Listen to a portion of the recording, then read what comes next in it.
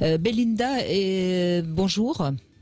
Oui, bonjour Brigitte, bonjour Monsieur Héril, je suis contente que vous me preniez à l'antenne. Parce que voilà, j'ai un problème qui me tourmente beaucoup en ce moment.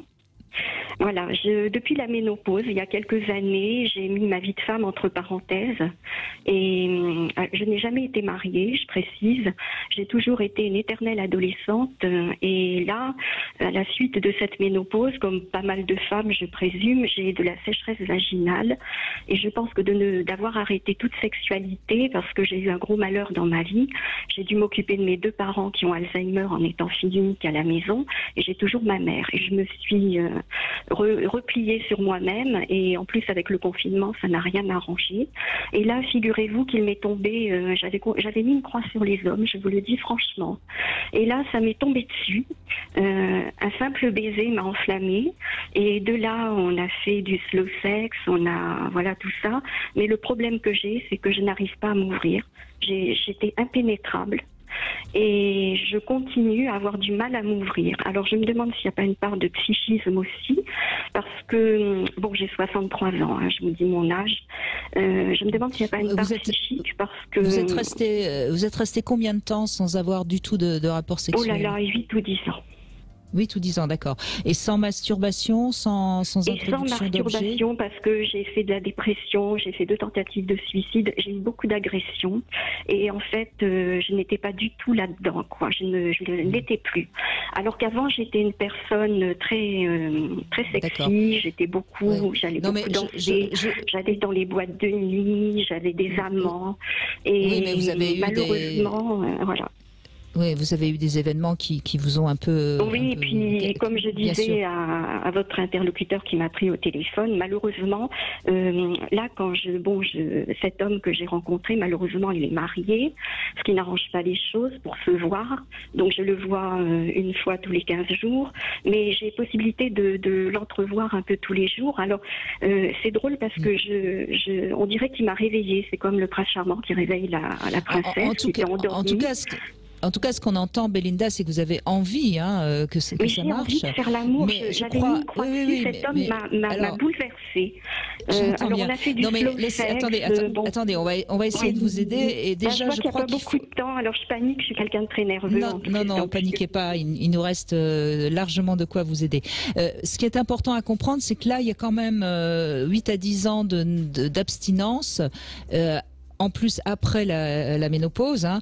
Donc il y a réellement, à mon avis, quelque chose de physique. Vous parlez de psychologique, mais il y a quelque chose de physique. Et comme ça fait mal, après le psychologique intervient. Mais il me semble qu'il y a d'abord quelque chose de physique. Vous êtes d'accord avec ça, Alain Héril, je suppose? Oui, tout à fait, parce que là, psychologiquement, Belinda, vous ne parlez que de votre envie, que de votre désir qui est là, qui semble très palpable. Mais là, il y a quelque chose de très corporel et très organique qu'il faut regarder. Mais j'ai été voir, j'en avais parlé au tout début de ma ménopause à la gynécologue, et elle m'avait dit que vous avez de la sécheresse vaginale suite à votre ménopause. Elle vous a pas donné de traitement? Alors moi je ne veux pas prendre de traitement hormonal, j'en ai reparlé dernièrement à mon généraliste et à mon endocrinologue puisque j'ai un problème de thyroïde aussi, et ils m'ont proposé des ovules de TSH. Alors ça j'aime pas trop, c'est hormonal, j'ai peur d'attraper un cancer au sein. Oui, mais alors Belinda, la pharmacienne m'a donné du Replens longue durée et j'en suis là, je vais peut-être essayer ça. Mais moi, je pense qu'il y a une rééducation à faire, Belinda, une rééducation au niveau de votre vagin. Est-ce que déjà, quand vous introduisez, est-ce que vous pouvez je sais pas si vous pouvez le faire, mais si vous introduisez un doigt, est-ce que ça vous fait mal? Alors justement, comme je ne me masturbais plus, puis en écoutant vos émissions, récemment, j'ai entendu un sexologue qui disait il faudrait se masturber dans ces cas-là. Alors c'est ce que j'ai fait, matin et soir. Très bien. À un moment donné, je l'ai fait. Bon, clitoridiennement, j'ai de suite du plaisir, mais c'est vrai qu'au niveau du vagin, bon, j'arrive à mettre un doigt, mais c'est tout. Mais je n'éprouve rien vraiment particulier. Non, mais que vous éprouvez rien, c'est pas grave. Enfin, c'est pas grave, c'est pas l'important. Mais l'important, c'est de pouvoir tout doucement refaire fonctionner votre vagin.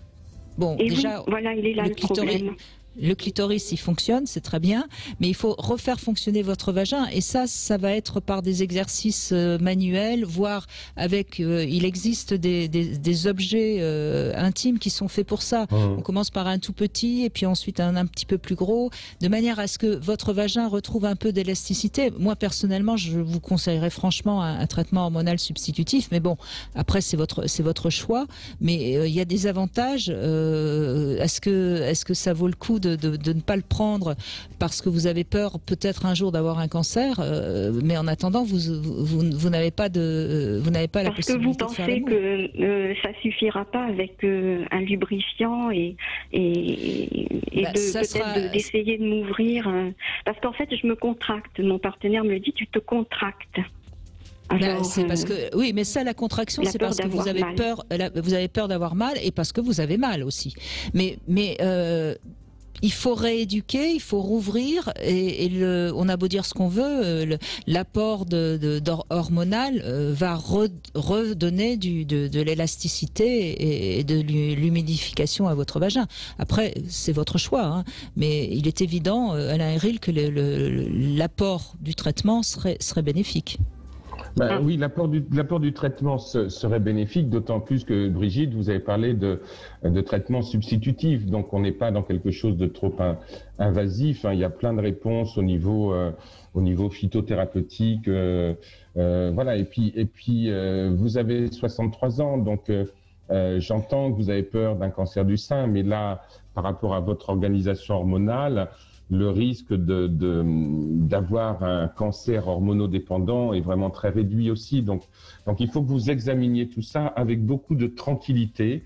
Mais il me semble qu'il y a quelque chose d'important, c'est ce que vous dit Brigitte, c'est que si vous êtes un sportif de haut niveau et que vous arrêtez pendant 8 à 10 ans, eh ben, il faut de nouveau vous réentraîner avant de chercher la performance. Et l'entraînement, là, en l'occurrence, c'est la masturbation, donc continuez tranquillement, mais il faut aussi que ça soit avec plaisir, pas également. C'est ça qui va être un petit peu compliqué pour vous, c'est de trouver du plaisir seul, et c'est quand ce plaisir seul se trouvera, et au niveau vaginal, que vous pourrez ensuite l'exporter dans la relation à l'autre. Donc, moi, j'aurais tendance à vous dire... Voilà, continuez, amusez-vous, regardez si l'utilisation de boules de geisha peut pas être intéressant pour vous, également pour assouplir un peu le périnée, les muscles vaginaux. Voilà, il y a plein de choses qui peuvent être possibles et essayez de les aborder de manière ludique et joyeuse, quoi, parce que derrière tout ça, vous avez une très belle envie de faire l'amour et c'est quand même ça qui est à retenir et qui est important. Voilà, Belinda, vous prenez du temps pour vous et puis vous pensez à lui quand vous vous masturbez et à mon avis, ça sera beaucoup plus facile. Et puis quand vous êtes avec lui, pour l'instant, évitez autant que possible la pénétration, jouez, faites-lui une fellation, mettez son sexe entre vos fesses, entre vos seins et pourquoi pas essayer la sodomie parce que parfois c'est plus facile, ça fait pas mal et puis vous pouvez aussi découvrir du plaisir. Alors je sais que ça peut peut-être choquer certaines personnes, mais pourtant c'est aussi une réalité. Voilà, mais il y a plein de choses que vous pouvez découvrir, mais allez-y parce que y a des solutions et puis faites-vous aider peut-être par un très bon sexothérapeute qui éventuellement est médecin et comme ça il vous éclairera un peu plus sur les fameux traitements dont nous avons parlé. Merci beaucoup Belinda. Je crois que c'était important le témoignage de Belinda parce que ça concerne aussi beaucoup de femmes, Alain Héril, et comme d'habitude. Merci beaucoup Alain Héril, c'est toujours un plaisir de vous recevoir. Tout de suite, vous êtes avec C'est votre avenir et demain, on est avec Philippe Arlin.